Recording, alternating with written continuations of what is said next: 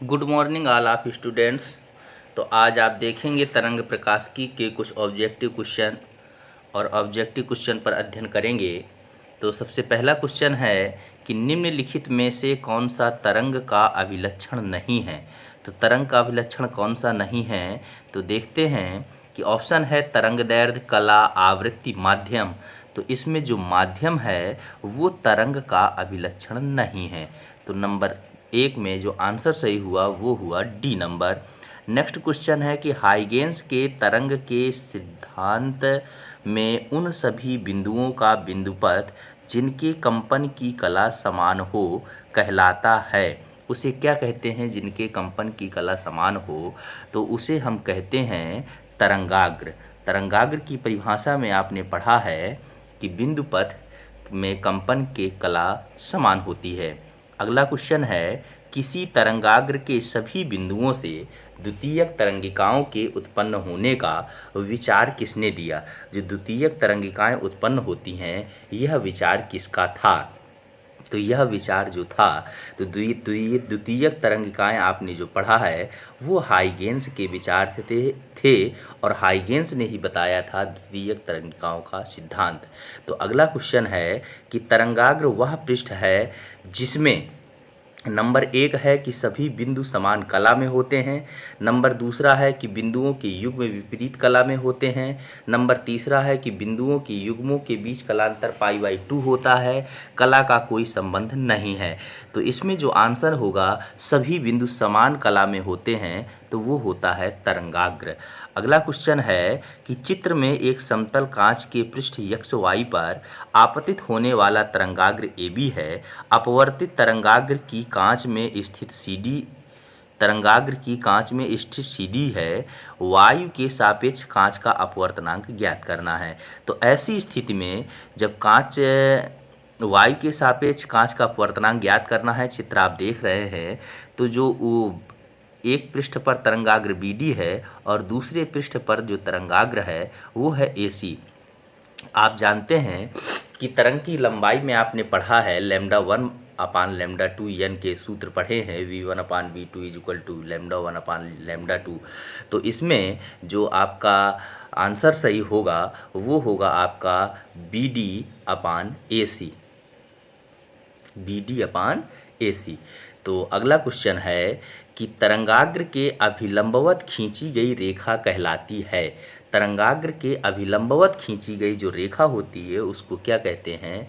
तरंगाग्र के अभिलंबवत कौन सी रेखा खींची जाती है तो उसको हम कहते हैं किरण।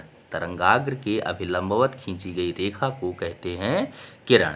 जब प्रकाश वायु से जल में जाता है तो तरंग दैर्ध्य बढ़ती है, घटती है, आवृत्ति बढ़ती है कि कुछ नहीं बदलता है? तो आपका तरंग दैर्ध्य घट जाती है जब प्रकाश वायु से जल में जाता है। अगला क्वेश्चन है कि वायु में 4200 एंगस्ट्राम 4200 एंगस्ट्राम तरंग दैर्ध्य के एक वर्णी नीले प्रकाश का एक प्रकाश पुंज जिसका अपवर्तनांक 4/3 है संचरण करता है। जल में इसकी तरंग दैर्ध्य है। अपवर्तनांक दिया है तो ऐसी कंडीशन में हम अपवर्तनांक का भाग दे देते हैं तरंग दैर्ध्य में, तो आभासी तरंग दैर्ध्य ज्ञात हो जाती है। तो आंसर होगा आपका 3150 एंगस्ट्राम। आंसर होगा आपका 3150 एंगस्ट्राम। अगला क्वेश्चन है कि एक किरण पुंज वायु में जल में प्रवेश करती है। वायु से जल में प्रवेश करती है तो निम्न में से कौन सी राशि अपरिवर्तित रहेगी? तो जब आपकी प्रकाश की किरण है और किरण पुंज वायु से जल में प्रवेश करता है तो क्या अपवर्तित रहता है? तो आवृत्ति किरण पुंज की नहीं बदलती है। अगला क्वेश्चन है कि 6000 एंगस्ट्राम तरंग दैर्ध्य के प्रकाश के लिए कांच का अपवर्तनांक 1.5 है। इसमें भी अपवर्तनांक दिया है और तरंग दैर्ध्य ज्ञात करनी है। तो आभासी तरंग दैर्ध्य ज्ञात करने के लिए हमने बताया आपको कि अपवर्तनांक का भाग दे देंगे। तो ऐसी स्थिति में जो आपका आंसर आएगा वो आएगा 4000 एंगस्ट्राम। अगला क्वेश्चन है कि 6000 एंगस्ट्राम तरंग दैर्ध्य की प्रकाश किरण निर्वात में 2 अपवर्तनांक के माध्यम में प्रवेश करती है। माध्यम में प्रकाश किरण की तरंग दैर्ध्य होगी। तो अब इसमें भी निर्वात में अपवर्तनांक का मान दिया है और तरंग दैर्ध्य ज्ञात करनी है, तो ऐसी स्थिति में जो तरंग दैर्ध्य की वैल्यू होगी वो होगी 3000 एंगस्ट्रॉम। अगला क्वेश्चन है कि यदि निर्वात जल तथा कांच में प्रकाश के वेग c, VW तथा VG हों तो कौन सा संबंध सही है। तो 12 नंबर का क्वेश्चन है और 12वें क्वेश्चन में पूछा गया है, तो इसमें जो संबंध कौन सा सही होगा, तो आप जानते हैं कि पहले चाल C दी है, फिर VW दिया है, फिर G दिया है, तो माध्यम के अनुसार कौन सा सघन है कौन सा विरल है, तो उसके अनुसार जो आंसर सही होगा वो होगा आपका बी नंबर C, फिर VW, फिर VG, क्योंकि ग्लास, कांच और वायु इस तरह से निर्वात इस तरह से माध्यम दिए हुए हैं, तो ऐसी स्थिति में जो आपका आंसर सही होगा वो होगा बी नंबर। तो यदि निर्वात में लाल प्रकाश की चाल, अगला क्वेश्चन है कि यदि निर्वात में लाल प्रकाश की चाल VR तथा हरे प्रकाश की चाल VG हो तो क्या होगा इसमें कि लाल प्रकाश की चाल VR है और हरे प्रकाश की चाल VG है, तो ऐसी स्थिति में आपका VR VG के क्या होगा, बराबर होगा। रंग बदलने पर उनकी प्रकृति नहीं बदलती है। हीरे का अपवर्तनांक 2 है। अगला क्वेश्चन है, हीरे का अपवर्तनांक 2 है, हीरे में प्रकाश की चाल सेंटीमीटर प्रति सेकंड में ज्ञात करना है। तो अपवर्तनांक दिया हुआ है और प्रकाश की चाल ज्ञात करनी है सेंटीमीटर प्रति सेकंड में।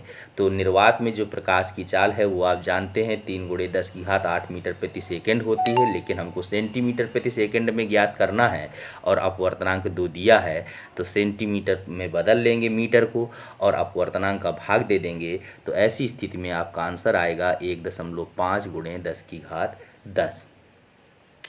कांच का अपवर्तनांक 3/2 तथा जल का अपवर्तनांक 4/3 है। यदि कांच में प्रकाश की चाल 2 × 10⁸ मीटर प्रति सेकंड हो तो जल में चाल होगी। इसमें भी अपवर्तनांक दिया हुआ है, चाल ज्ञात करना है, तो ऐसी स्थिति में आपकी जो चाल आएगी वो आएगी 2.25 × 10⁸ मीटर प्रति सेकंड।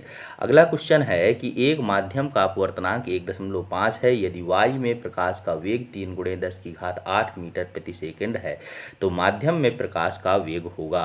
तो इसमें वेग ज्ञात करना है, तो V अब बराबर हो जाएगा C/N। और ऐसी स्थिति में जब हम चाल का मान ज्ञात करेंगे, माध्यम में प्रकाश के वेग का मान ज्ञात करेंगे, तो वो आएगा आपका 2 × 10⁸ मीटर प्रति सेकंड। फार्मूला आप लोग जानते ही हैं कि V बराबर होता है C/N। इस फार्मूले से आप लगा लेंगे और जहाँ पर आप आभासी तरंग दैर्ध्य ज्ञात करते हैं वहाँ पर लैम्डा डैश बराबर सूत्र लगाएंगे λ/N। इसी फार्मूले से आप संपूर्ण क्वेश्चन का सॉल्यूशन पाएंगे। तो अगला क्वेश्चन है 17 नंबर कि 15 × 10⁻14 हर्ट्ज आवृत्ति का प्रकाश 1.5 अपवर्तनांक वाले माध्यम में चल रहा है, उसकी तरंग दैर्ध्य होगी और प्रकाश की जो चाल है निर्वात में वो आपको दिया है 3 × 10⁸ मीटर प्रति सेकंड है। तो आवृत्ति भी दिया है, अपवर्तनांक भी दिया है, तो उसकी तरंग दैर्ध्य ज्ञात करनी है। तो आप सूत्र जानते हैं कि क्या होता है, V बराबर N लैम्डा या C बराबर N लैम्डा, तो उसी फार्मूले से आप लगाएंगे। तो 17 नंबर का क्वेश्चन है और इसमें आंसर सही होगा आपका 4000 एंगस्ट्रॉम।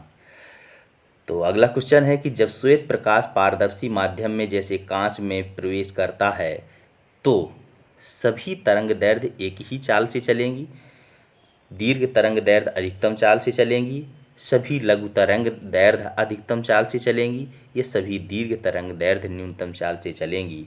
तो इसका आंसर होगा आपका कि सभी दीर्घ तरंग दैर्ध्य अधिकतम चाल से चलेंगी। आंसर हुआ आपका बी नंबर। अगला क्वेश्चन है कि एक विद्युत चुंबकीय तरंग जिसकी वायु में आवृत्ति न्यू, तरंग दैर्ध्य लैम्डा तथा वेग c है, कांच की पट्टिका में प्रवेश करती है जिसका अपवर्तनांक म्यू है। कांच की पट्टिका में तरंग की आवृत्ति, तरंग दैर्ध्य और वेग के मान क्रमशः होंगे। तो इसमें जो मान होंगे, वैल्यू होगी आपकी, तो वो होगी आवृत्ति और जो तरंग दैर्ध्य की मान होगा तो आप जानते हैं कि तरंग दैर्ध्य में क्या करते हैं, अपवर्तनांक का भाग देते हैं, और जो प्रकाश की चाल होगी उसमें भी अपवर्तनांक का भाग देते हैं। तो वह आंसर हो जाएगा आपका बी नंबर। और अगला क्वेश्चन है कि निम्न में से किस रंग के प्रकाश की चाल जल में सबसे अधिक होती है। तो जल में किस रंग की प्रकाश की चाल सबसे अधिक होती है, तो वो है आपका लाल रंग, और इसकी तरंग दैर्ध्य सबसे अधिक होती है, तो इसकी चाल भी सबसे अधिक होती है।